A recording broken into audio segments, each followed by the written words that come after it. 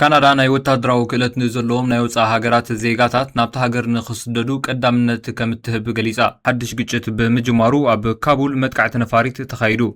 ቅድሚ ሓደ ዓመት ሰለስተ መራኽብ ኣዘርባይጃን ማያዊ ግዛት ኤርትራ ጥሒሰን ብምእታው ኤርትራ ነተን መራኽብ ምስአን ዝነበሩ 18 ዜጋታት ኣዘርባይጃን ኣብ ትሕቲ ቀይዲ ኣውዒላቶም ምንባራ ዝዝከር ኮይኑ ሰላም ከመይ ትኾኑ ዝኸበርኩም ተኸታተልቲ ሎማዓን ዝበልናዮም ሕፅር ዝበሉ ኣገደስቲ ሓበሬታት ነግረኩም እየ ሳሙዳታ ምሳይ ጽንሑ ከምቲ ልሙድ ላይክ ምግባር ጀምሯ ኣብ መንጎ ፓኪስታንን ኣፍጋኒስታንን ሓድሽ ግጭት ብምጅማሩ ኣብ ካቡል መጥቃዕቲ ነፋሪት ተኻይዱ ፓኪስታን ነቲ መጥቃዕቲ ዝጀመረ ጣሊባን ኣብ ዶባ ብዝርከብ ወታደራዊ ማዕስከር መጥቃዕቲ ምፍጻሙ ሓላፍነት ድሕሪ ምውሳድ እዩ ኣብ መንጎ ክልቲአን ሃገራት ዘሎ ወጥሪ እናዓበየ ክመጽእ ድሕሪ ምጽንሑ ቀዳማይ ሚኒስትር ፓኪስታን ሸህባዝ ሸሪፍ ሃገሩ ዝኾነ ይኹን መጥቃዕቲ መልሲ ንምሃብ ሙሉእ ዓቕሚ ከም ዘለዋ ይገሊጹ ሚኒስትር ምክልኻል እታ ሃገር ኣብ ልዕሊ ጣሊባን ክፉት ኩናት ኣውጅሎ وهاب قال وتدراو حيل طالبان BBC ኣብ ዝሃቦ መግለጺ መጥቃዕቲ እንተተፈጺሙና ምላሽ ክንህቢና ኣብዚ እዋን ዝግን ግጭት ኣይጀመርናን ኢሉ وهاب قال طالبان ዛቢሁ ላህ ሙጃዲ ኣቀዲሙ ነቲ መጥቃዕቲ ኣብ ልዕሊ ወታደራት ፓኪስታን ዝተፈጸመ ሓድሽ መጥቃዕቲ ምዃኑ እኳ እንተገለጸ ድሒሩ ግን ደምሲስዎ እዩ ሰበስልጣን ሕቡራት ሃገራት ኣብ መንጎ ክልቲአን ሃገራት ዘሎ ወጥሪ ንኸሃድእ ተማሕጺነን ኢራን ድማ ሽምግልና ክትከውን ጸዊዓ ነይራ ሚኒስትር ጉዳያት ወጻኢ ስዑድ ዓረብ ኣብ መንጎ ክልቲአን ሃገራት ዘሎ ወጥሪ ንምህዳእ ምስ ፓኪስታን መዘንኡ ከም ዝተዘራረበውን ይገልጽ ሰበስልጣን ጣሊባን ንመጥቃዕቲ ፓኪስታን ምላሽ ሂቦም ልዕሊ 50 ወታደራት ከም ዝቐተሉን 19 መደበራት ዶብ ፓኪስታን ከም ዝዕነውን ሓያሎ ወታደራት ከም ዝማረኹን ገሊጾም ፓኪስታን በወገናት ጣሊባን ከቢድ ክሳራ ከም ዘጋጠማ ብምግላጽ ጣሊባን ዝቋጸሮም 27 መደበራት ዶብ ከም ዘዕነወቱን ገሊጻላ ቀዳማይ ሚኒስትር ኢትዮጵያ አብይ አሕመድ ትማሊ ሐሙስ 27 ለካቲት ናብ አዘርባይጃን ከም ዝገሸ ማዕከና ዜና ክልቲአን ሃገራት ገሊጸን አብይ አሕመድ ዝመርሖ ልኡኽ ኢትዮጵያ ናብታ ሃገር ኣብ ዝኣተወሉ ምስ ምክትል ቀዳማይ ሚኒስትር አዘርባይጃን ከምኡን ምክትል ሚኒስትር ጉዳያት ወጻኢን ኣብ ኣህጉራዊ መዕርፎ ነፈርቲ ተቐቢሎሞም ቀዳማይ ሚኒስትር አብይ አሕመድ ኣብታ ብነዳዲ ሃብታም ዝኾነት ሃገር ንክንደይ መዓልቲ ክጸንሕ ከም ዝኽእልን ኣብ ምንታይ ጉዳይ ኣተኪሩ ከም ዝዘራረብን ዝወጽእ ሓበሬታ የለን ቤት ጽሕፈት ቀዳማይ ሚኒስትር ኢትዮጵያ ብዝሓለፈ መዓልታት ኣብ ዘውጽኦ መግለጺ ርክብ ክልቲአን ሃገራት ንሓየለ ምምጽኡን ኣርኣያ ዲፕሎማሲ ርክባትን ምዃኑ ኣፍሊጡ ነይሩ ዑደት ቀዳማይ ሚኒስትር አብይ አሕመድን ልኡኻቱን ኣብ መንጎ ኢትዮጵያን ኣዘርባይጃንን ዝጸንሐ ርክብ ዝያዳ ከብሎ ትጽቢት ከም ዝግበር ወሲኹ ገሊጹ እዚ ዑደት መንግስቲ ኢትዮጵያ ኣብ ክልል ኣምሓራ ኣብ ውግእ ተጸሚዱ ኣብ ዘለሉ እዋን ከምኡን ምስ ሓይልታት ትግራይ ኮነ ምስ ኤርትራ ወጥሪ ዓሲሉሉ ኣብ ዘሎ እዋን እዩ ዝፍጸም ዘሎ ሚኒስትር ጉዳያት ወጻኢ ኣዘርባይጃን ክልቲአን ሃገራት ብ1992 ዲፕሎማስያዊ ዝምድና ከም ዝመሰረታ ይሕበር እቲ ኣብ ቱርኪ ዝርከብ ኤምባሲ ኢትዮጵያ ንርክብ ክልቲአን ሃገራት ዝከታተል ዝነበረ ክኸውን እንከሎ ኣብ 2017 ኣትሒዙ ግን ኢትዮጵያ ኣብ ኣዘርባይጃን ቆንስላዊ ቤት ጽሕፈት ከፊትያ ቅድሚ ሕጂ ፕሬዝዳንት ሰበስልጣንን ጉዳያት ወጻኢ ኢትዮጵያን ኣብታ ሃገር ዑደት ኣካይዶም ነይሮም እዮም እታ ሃገር ምስ ኢትዮጵያ ኣብ ንግዲ ትምህርቲ ዕደና ማኑፋክቸርን ቱሪዝምን ሕርሻን ዘለዎ ርክብ ከተሕይል ከም እትደሊ ትገልጽ እያ ኣብ ሕዳር 2025 ሰበስልጣን ሓይልታት ምክልኻል ኣዘርባይጃን ናብ ኣዲስ ኣበባ ብምጉዓዝ ኣብ ወታደራዊ ምትሕብባር ከም ዝዘተዩ ይፍለጥ ኣብቲ እዋንቲ ክልቲአን ሃገራት ወታደራዊ ምትሕብባር ንምሕያል ከም ዝተሰማምዑ ሚኒስትር ምክልኻል ኢትዮጵያ ዓይሻ መሐመድ ሙሳ ገሊጻ ነይራ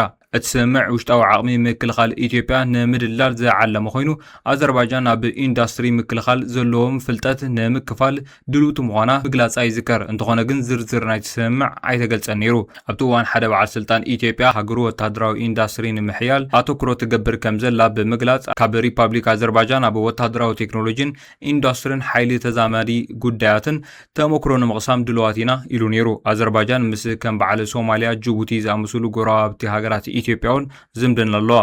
ቅድሚ ሓደ ዓመት ሰለስተ መራኽብ ኣዘርባይጃን ማያዊ ግዛት ኤርትራ ጥሒሰን ብምእታው ኤርትራ ነተን መራኽብ ምስአን ዝነበሩ 18 ዜጋታት ኣዘርባይጃን ኣብ ትሕቲ ቀይዲ ኣውዒላቶም ምንባራ ዝዝከር ኮይኑ ድሕሪ ዝተኻየደ ነዊሕ ዲፕሎማስያዊ ጻዕሪ እቶም ሰባት ተፈቲሖም ናብ ዓዶም ከም ዝተሰደዱ ዝዝከር እዩ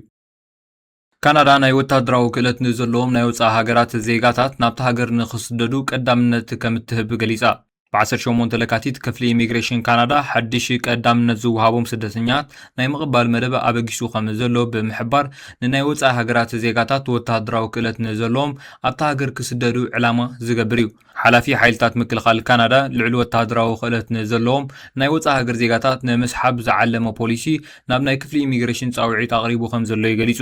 ሓላፊት ስታፍ ምክልኻል ጀነራል ጆኒ ካሪግናን ኣብ ዝሓለፈ ሶኒ ኣብ ዝሃበቶ መግለጺ ሰራዊትና ፍሉይ ወተሃደራዊ ክእለት ዘለዎም ኣባላት ንምስሓብ መደብ ከም ዘለዎን ንኣብነት ካናዳ ካብ ኣሜሪካ እትገዝኣ ኣብ መስርሕ ከም ዘላ ዝተገልጸት F35 ዝዓይነታ ነፋሪት ውግእ ከብርሩ ዝኽእሉ ፓይሎታት ሓዊሱ ኣብ ሓይሊ ባሕርን ኣጋር ሰራዊትን ቅድሚ ሕጂ ፍሉይ ክእለትን ዘለዎም ወይ እውን ዘገልገሉ ናብ ካናዳ ናይ ምስሓብ ድሌት ከም ዘለዋ ገሊጻ።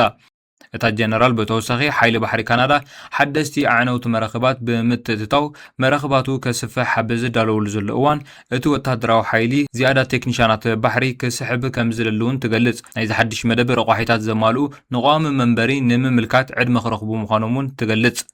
መዐቀኒታት ብቕዓት ናይቲ ሓድሽ መደብ ወተሃደራዊ ምልመላታት ሓፈሻዊ ብቕዓትን ናይ ስራሕ ተመክሮን ናይ ትምህርቲ ጠለባትን ዘማልአ ምዃኑን ትጠቅስ። لما عرفت بزعباتهم أب جبت الشجر زلوا سدنيا هات بخمي دمت كنكونهم نخيل بجاك على السوشيال ميديا نجبروا موقع قال أنت خنجبر لهم كم نخيل بزعبون إشتي حبري تاقه بيمزي نتم أب جبت زلهم سدتنيا هات أب زلهم فتاري حلهم تأوز كايد دلوا عمت إن قفان قفعين كن سمعوا غنينا تمالي عسرنا 4 فبراير قلت شحن عسرنا شدشتن أبي NCR أب كندا زلونا أوتوا NCR أزراري بيمنيرس لذي لما عرفتي بزعباتهم NCR أنت خنجبر خيل كندا منقص كندا أنت خجبر خل نحن كان تخجبر نخل بزعبة 3 سنوات وتات حصير ملأخت خحلف يعني سيارنا أوتوا بزعبة خنا جرام سفتون كحبريتها تا عد دقام يتم زلوا تما بيت ما صرت زلوا أنتي أوداتهم كل لاي زلوا مع متن زلوا خنا تات بمول حبيرهم كله تحبريتها نيرو مسوم بجكازيوم بجكازيوم كندا أوتوا زلوا تي headquarters أب جنيفا زلوا أوفيس تي regional كأني أفتي زوباناي جبت زلوا يعني سيار أوفيس كله حبرتها 5 زلوم يوم نجيرو من يكون نبر معلتاوي تزقات زلوا بيت مأسر تزقات زلوا زخانة زقات زلوا حدقاتاتن كل شعك حبر كم زلوا ريبورت خنجبر كم زلنا كلها أنا بب زلنا ريبورت خنجبر التبابعهم تا لينك سيدهم ريالو تا سردوا لي لينك أبزي أخجت فلكمي سلازي يعرف التوهم كيبلنا نبذلنا يخن حبر كن كلال لنا يعني سيار أنت خجبر خيل بوحد نتوم تمزجبوا عقبانا يعني سيار زلوهم تعقبهم كخبر لهم ጻዕጥ ከገብር خيل መንግስት ናይ ግብጽ ቃልኣት ይነሩ ነቶም ናይ NCR ወረቀት ዘለዎም ንዖም ንኸይትንክፎም ነትዕቁባ ክሕልወሎም ይኹን እምበር ዋላ ናይ NCR ወረቀት ዘለዎም ከይተረፉ ይግፈፉን ይሽገሩን ከም ዘለው NCR ሓበረታ በፂሕወሎ ስለዚ ቆላሕታ ክረክብት ጉዳይ ዝያዳ ይጽዕሩ ከም ዘለው ሓቢሮምኒ እቶም ፈጺሞም ዘይተመዝገቡ ከዓ ናይ ምዝገባ ናይቶም ሓደሽ ዝኣተው ሪጋሲ ወርሒ 8 ወርሒ 9 ከም ዘሎ እትፈልጥ እዝውን ሓቢሮም እቲ ምዝገባሲ ዲጂታል ወይ ኦንላይን ዝኾነ መመዝገቢ ሲስተም የተኣታተው ከም ዘለው ሞ ስስርሑ ምስ ጀመረ ከኣኒ ኣብ ቀረባ ግዜ እቶም ፈጺሞም ዘይተመዝገቡ ትምዝገባን ክቀላጠፍ ይጽዕሩ ከም ዘለውን ሓቢሮምኒ ስለዚ ኢንሻአላህ ቀጥፋት ጅምርታ ሲስተም ሞ ተመዝገበ ሰብካ ተመዝገበ ሰብካ ማነይ ምስ ወረቀቱ ክንዶ ሽገር ተለስ እቲ ዘይተመዝገበ ከመይ ጽገም ርድኡ ስለዚ ፈጣሪ ሓልኩም